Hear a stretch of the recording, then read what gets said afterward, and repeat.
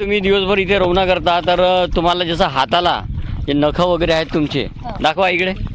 हे जे नखामध्ये जसं माती वगैरे जाते थोडेसे हे होतात तर तुम्हाला काही त्रास होतो का नंतर? आजी हो औषधी वगैरे लावतो ना. औषधीमध्ये कोणता लावता औषधी?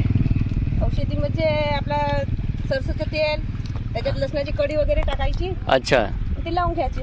तर ही काळजी घेणं आवश्यक असते. आणि हातापायाला वगैरे पण मग काय? हातापायाला पण सरसोचं तेलच लावते. अच्छा अच्छा. म्हणजे हे ग्रामीण भागातील घरगुती उपाय झाले आहेत.